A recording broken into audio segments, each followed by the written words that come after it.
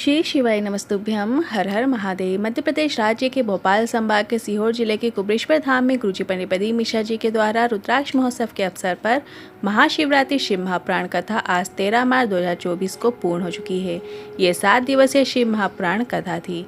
आज की इस वीडियो में हम आपको मृत्यु मंजरी उपाय करके बताएंगे, साथ ही कांता चक्र उपाय भी बताएंगे। भवरेंदु जल चढ़ाने का सही तरीका क्या है? सब लोग क्वेश्चन कर रहे थे कि किस तरीके से जल चढ़ाना है, सही तरीका क्या है, तो उसका सही तरीका हम आज की वीडियो में आपको करके बताने वाले हैं। साथ ही आदेश महादेव कार्य सिद्धि उपाय, तो उपाय की भी जानकारी आपको इसी वीडियो के माध्यम से मिलने वाली है। इस वीडियो में हम आपको गुरुजी के बताए शिव महापुराण कथा के सभी उपायों को वीडियो में करके बताएंगे। आप वीडियो में देखकर आसानी से समझ पाएंगे, इसलिए वीडियो को अंत तक जरूर देखिएगा। आज 13 मार्च सीहोर कुबरेश्वर धाम की महाशिवरात्रि शिव महापुराण कथा के अंतिम दिन की कथा में गुरुजी ने कुल 10 उपाय, पत्र और उपयोगी जानकारियाँ दी हैं। सभी की जानकारी आपको इसी वीडियो के माध्यम से प्राप्त होने वाली है। किसी कारणवश यदि आपने आज कथा नहीं सुन पाए हैं तो पूरी कथा का रास्ता तो आपको एक छोटे से वीडियो से प्राप्त होने वाला है। तो बढ़ते हैं आज की कथा की पहली जानकारी की ओर। रजनीश जी सागर से पत्र लेकर आई। आपने कथा में कहा था कि कुबरेश्वर बाबा की कावड़ भराएगी। मेरा बेटा है जो कि आर्मी की तैयारी कर रहा था पर उसका हो नहीं पा रहा था। तब मेरे बेटे ने कहा, क्या कावड़ भरने से नौकरी लग सकती है? मैंने मेरे बेटे से कुबरेश्वर धाम की कावड़ भरने को कहा और बाबा की कृपा का क्या वर्णन करूं। जहां 7 वर्ष से उसका चयन नहीं हो रहा था, वो 2023 में उसने कुबरेश्वर धाम में आकर कावड़ भरी और उसके बाद उसका इंडियन आर्मी में चयन हो गया है। उसी का आभार व्यक्त करने कथा पंडाल में आई हूँ। बढ़ते हैं आज की कथा की दूसरी जानकारी की ओर।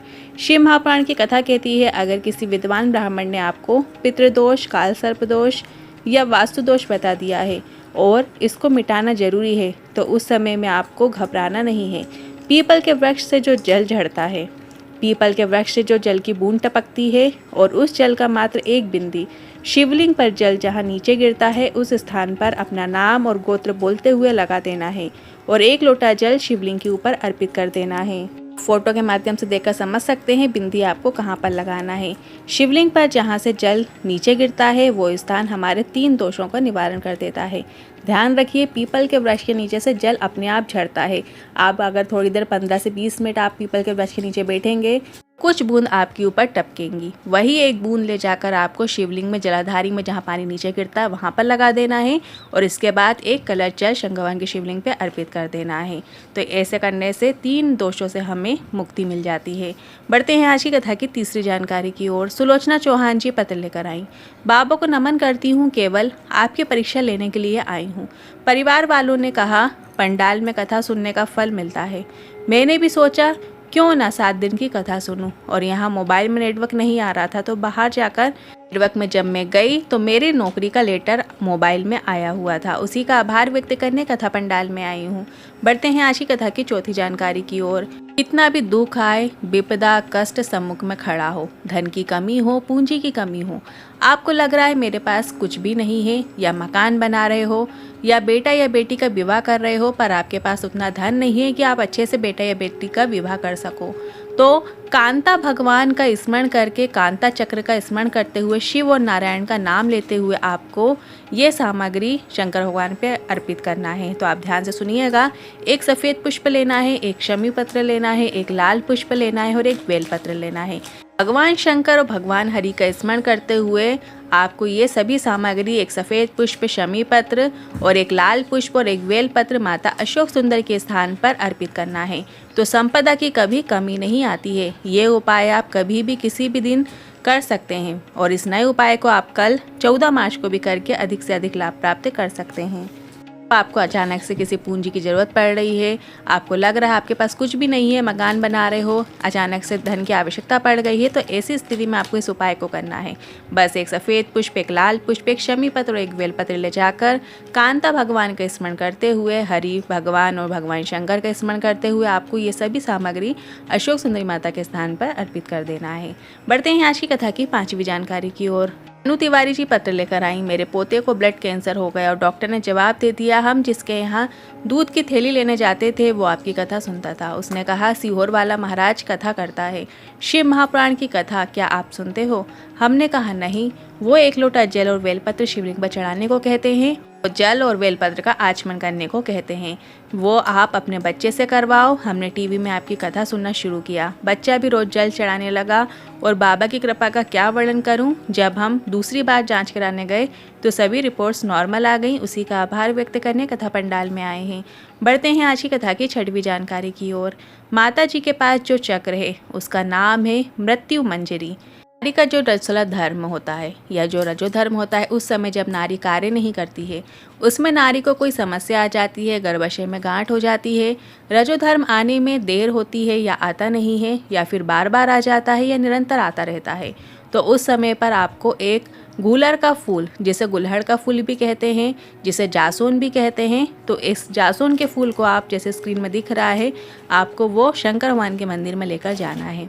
और माता भवानी का शिवलिंग में जो स्थान है, मतलब जो शिवलिंग में जो कटी भाग है, गोल कटी भाग होता है, वो माता पार्वती के हस्त कमल है, उसमें आपको कहीं पर भी बैठकर मृत्यु मंजरी का स्मरण करते हुए अर्पित कर देना है उस पुष्प को। और इसके बाद वही पुष्प को आपको निवेदन करके प्राप्त कर लेना है और उसे मंदिर के द्वार के बाहर बैठकर खा लें या फिर घर ले जाकर खा लें, तो सभी प्रकार की समस्याओं से उसे मुक्ति मिल जाती है। यदि वो रजो धर्म वाली नारी स्वयं इस उपाय को नहीं कर सकती है तो कोई अन्य नारी भी उसके लिए इस उपाय को कर सकती है। बस उसका नाम और गोत्र बोलकर मृत्यु मंजरी के नाम से वो पुष्प शंकर भगवान की जो शिवलिंग है उसका जो गोल कटी भाग है वहाँ पर आपको अर्पित कर देना है। वो पुष्प प्राप्त करके उस नारी को दे दें और वो खिला दें। तो इससे नारियों को, स्त्रियों को सुख और आनंद की प्राप्ति होती है। उनकी रजो धर्म से जुड़ी हुई समस्याएं खत्म हो जाती हैं। बढ़ते हैं आज की कथा की 7वीं जानकारी की ओर। एक पत्र आया, मेरे पति का कर्जा हो गया था और हमारे पास इतना पैसा नहीं कि अपने बेटे को पढ़ा सकूं, पर इतना धन भी नहीं क्योंकि कर्जे में डूबे हुए थे। मैंने अपने बच्चे से कहा शिवलिंग पर जल चढ़ाना शुरू करो। बेटे ने जल चढ़ाना शुरू किया और मंदिर की सफाई करना शुरू किया और खूब मेहनत करना शुरू की। पढ़ाई में भी कोई कसर नहीं छोड़ी और उसका आर्मी में गवर्नमेंट जॉब लग गई है। पर रास्ते में आते टाइम उसका बैग गिर गया जिसमें ज्वाइनिंग लेटर और बाकी के डॉक्यूमेंट थे। बेटा घर में आकर खूब रोया। मैंने कहा रो मत, बाबा पर विश्वास रखो और बेलपत्र के पेड़ के नीचे एक दीपक लगाना शुरू करो। और बेटे ने ऐसा ही किया और एक फ़ोन आया जिसमें कॉल करने वाले ने कहा किसी ने आपका बैग मेरे सेब के ठेले में छोड़कर चला गया, आप आकर ले जाइए। बाबा की ऐसी कृपा का क्या वर्णन करूं। ते हैं आज की कथा की 8वीं जानकारी की ओर। अगर आप कोई घर बना रहे हो या प्रारंभ कर रहे हो, अड़चने आ रही हो, कोई दुकान प्रारंभ कर रहे हो, अड़चने आ रही हो, कोई कार्य के लिए प्रयास कर रहे हो, अड़चने आ रही हो, तो कोई चीज़ की उत्पत्ति कर रहे हो उसमें अड़चने आ रही हो, तो आपको एक बेलपत्र लेना है, एक यज्ञोपवीत लेना है जिसे हम जनेऊ कहते हैं, जो सफ़ेद रंग के होता है, वो आपको एक ले लेना है और एक सफ़ेद पुष्प ले लेना है। एक बेलपत्र, एक जनेऊ, एक सफ़ेद पुष्प, ये सभी सामग्री को लेकर आपको हाथ में लेते हुए आदिश महादेव का नाम का स्मरण करना है। अब स्मरण कहाँ पर खड़े होकर करना है? जो मकान या दुकान का कार्य शुरू करने वाले हैं वहाँ पर खड़े होकर करना है। आदिश महादेव का नाम स्मरण करने के बाद सभी सामग्री को शिवलिंग पर ले जाकर अर्पित कर देना है। अब किसी कार्य के लिए उपाय करना चाहते हैं तो आपको अपने हाथ में हथेली में एक बेलपत्र, एक यज्ञोपवीत मतलब जनेऊ, सफ़ेद पुष्प को शिवालय में जाकर हाथ में लेकर आदिश महादेव का स्मरण करते हुए अपने कार्य को बोलते हुए विनय करते हुए सभी चीज़ें शिवलिंग पर अर्पित कर देना है। बस आपको इतना ही करना है। और ध्यान दीजिए, यदि आप मकान के लिए, दुकान शुरू करने वाले इसके लिए उपाय कर रहे हैं तो जो मकान या दुकान जहाँ पे जो जगह है वहाँ पर खड़े होकर आपको बेलपत्र, यज्ञोपवीत और सफ़ेद पुष्प लेकर आदिश महादेव का नाम लेते हुए फिर शंकर भगवान की शिवलिंग पे आपको अर्पित कर देना है। यदि आप किसी कार्य के लिए उपाय कर रहे हो तो ये सभी सामग्री लेकर आपको शिवालय में जाकर खड़े हो जाना है। वहाँ पर आदिश महादेव का नाम लेते हुए फिर आपको शिवलिंग पे अर्पित कर देना है। दोनों चीज़ें अलग अलग तरीके से करना है, कन्फ्यूज मत होना। बढ़ते हैं आज की कथा की 9वीं जानकारी की ओर। 2 जगह पर मांगने पर पीछे कभी मत हटो, एक अपनी माँ से, दूसरा महादेव से। इसके बाद गुरुजी ने कहा कोई तुमसे कह दे कि ये काम तुमसे नहीं होगा तो तुमको शंकर भगवान का नाम लेकर वो कार्य करके दिखाना है कि मैं कर सकती हूँ, क्या कर सकता हूँ। बढ़ते हैं आज की कथा की 10वीं जानकारी की ओर। अनीशा पटेल जी पत्र लेकर आई। मेरी नानी जिनकी तबीयत खराब हुई और उन्हें हॉस्पिटल में लेकर गए तो डॉक्टर ने उनकी किडनी खराब बता दी और कहा कि किडनी 75% खराब हो गई है और डॉक्टर ने डायलिसिस का क्रम बता दिया। 1 हफ्ते में 3 बार डायलिसिस होने लगे। तब किसी ने कहा आप शंकर भगवान पर 1 लोटा जल चढ़ाना शुरू करो और सीहोर का रुद्राक्ष मिल जाए तो उसका जल शिवलिंग पर चढ़ाकर प्राप्त करके कुंदकेश्वर महादेव का नाम लेते हुए उन्हें पिलाओ। हमने सीहोर का रुद्राक्ष बुलवाकर ऐसे ही करना शुरू किया और बाबा की कृपा से अब मेरी नानी ठीक हो चुकी हैं। उसी का आभार व्यक्त करने कथा पंडाल में आई हूँ। बढ़ते हैं आज की कथा की 11वीं जानकारी की ओर। अगर किसी व्यक्ति का डायलिसिस चल रहा है और किडनी बदलने को डॉक्टर ने बोल दिया है तो आपको भोलेनाथ का भवरेंदु चक्र का स्मरण करना होता है, या फिर बहुत अधिक मात्रा में बीमारी होने पर, बहुत गंभीर बीमारी होने पर भोलेनाथ के भवरेंदु चक्र का स्मरण किया जाता है। अब ये उपाय आपको एक विशेष तरीके से करना होता है।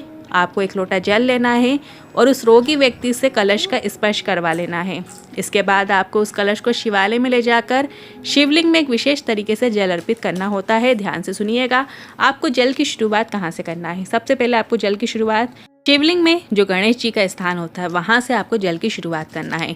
शिवलिंग में गणेश जी के स्थान पर आपको जल चढ़ाते हुए माता अशोक सुंदरी जो बीच में स्थान होता है वहाँ से जल चढ़ाते हुए, फिर कार्तिकेय भगवान के स्थान पर जल चढ़ाते हुए, इसके बाद शिवलिंग के कटी भाग को मतलब गोल घुमा लेना है। ऐसा करते करते आपको गोल गोल घुमाते घुमाते 5 से 7 बार आपको गोल घुमा लेना है और घुमाते हुए आप भवरेंदु चक्र का स्मरण भी करते जाएं और पूरा जल इसके बाद लास्ट में शिवलिंग के ऊपर अर्पित कर दीजिए। इसके बाद थोड़ा सा जल आपको जलाधारी से आ रहे जल को प्राप्त कर लेना है और उस रोगी व्यक्ति को 2 बूंद ही सही आचमन करा देना है। कितनी ही बड़ी बीमारी क्यों ना हो वो दूर होना शुरू हो जाती है। आप वीडियो के माध्यम से भी देखकर समझ सकते हैं कि भवरेंदु जल किस तरीके से चढ़ाया जाता है। असल में भवरेंदु जल है क्या? भगवान शंकर के पास जो चक्र है उस चक्र का नाम है भवरेंदु चक्र। आज के इन उपाय से जुड़े मन में कोई सवाल है, क्वेश्चन है तो आप कमेंट के जरिए पूछ सकते हैं। वीडियो थोड़ा भी उपयोगी लगा हो तो वीडियो को लाइक करके कमेंट बॉक्स में हर हर महादेव जरूर टाइप कीजिएगा। श्री शिवाय नमस्तुभ्यम।